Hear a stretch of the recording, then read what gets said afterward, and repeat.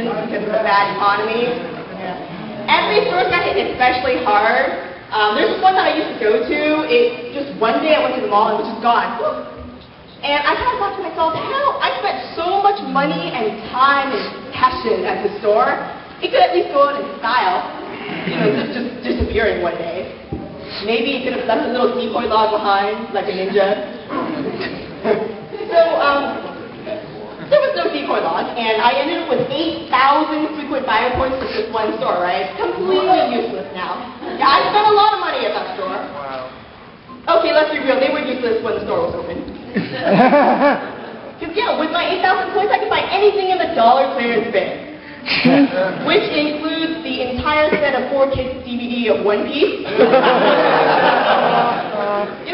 really had my eye on that, not because I wanted to watch them, because I'd go blind if I did. I was going to put them at my coffee table as a conversation piece, right next to my Nazi propaganda. Because that Nazi stuff is just not scaring the kids enough anymore.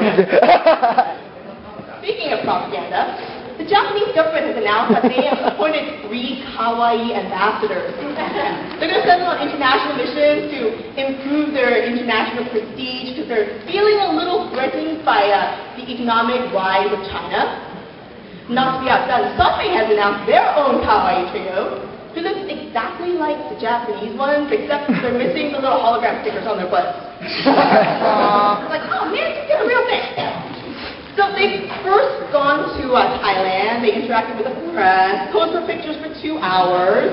Of course, the press conference quickly ended when somebody asked, what do you think of the global economic crisis? So the schoolgirl went like, yeah! I mean, if international prestige is what they're looking for, maybe instead of cute girls, they should have gone with the guy from Death Note. International prestige quite like the guy who can really show you that the pen is mightier than the sword. When asked what he thought of the global economic crisis, Light got out his book, wrote something, and then Bernie Madoff died in 40 seconds. Yeah, Light doesn't take shit from anybody. So I went to the store the other day, and I saw these Pac-Man bubblegum things. It was like a Pac-Man tin, and I thought, wow, what a ripoff on the license. This isn't funny at all. But then when you really think about it, the license actually makes a lot of sense. Because in the game, you spend the entire time walking around, chewing white pellets, going, right? And you're doing this chewing motion the entire time you're going anywhere. So it's just like chewing gum. Of course, you're also spending the time in the game getting chased by 4 colorful ghosts and going berserker when you eat power pellets. Which is exactly what happens when you try to beat a game with no ending and not sleeping for 3 days straight. So it's actually quite nostalgic for people who play the original series. Woo! Of course, they also make lame products that relate to anime and video games. Gillette announced that they've released a razor called the Gillette Fusion Power Razor for gamers. For gamers? Yeah. And they put out a 4-page ad on the World of Warcraft website, trying to get the gamers to buy the razor. Of course, most people that I know who play World of Warcraft, they think it's lame as hell. Not because gamers don't have time to shower and shave before a raid. Because they don't, yeah.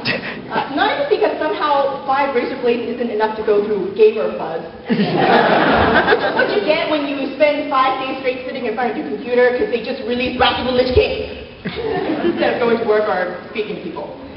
But the reason it's lame is because it's just not cool enough for gamers.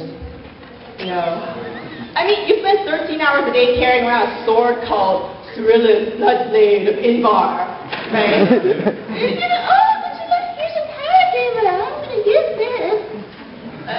It's like, sounds really lame. And then when you look at what's in the blade, it's got this aloe vera strip for moisturizing. It's got a battery slot for vibration mechanisms, and a whole world of gay. Not the kind of gay that attracts yaoi fangirls, because then that shit is flying off shelves. Oh, I'm gonna get my yaoi fangirls. No. The reason it's gay is because it just sounds so metro. I mean, if they really wanted to market to gamers, maybe they could have thrown in like 7 more blades and call it the Gillette Knife of the Round Avenger. And now we can actually say it like that. Or maybe they can go all out. Put out a GameStop limited edition version with like a little tin box. Art cell. Hell, throw in another battery for the full DualShock experience. So, times are tough and people are spending a lot less on cosplaying. So we're seeing a lot more budget cosplaying. Some people spend all their money on one really great outfit and then just wear it to all 4 days of the con. And as an added bonus for free, everyone around him on the 4th day gets to experience the end of Evangelion. Because that's what it feels like to be around some guy who hasn't showered for 4 days wearing the same outfit. Then there are people who are mixing up the costumes with one costume and a wig from another costume to get like a fusion cosplaying experience kind of thing going on. Of course, that's fine and good, but I'm still trying to wrap my mind around Flavor Flav Mario. I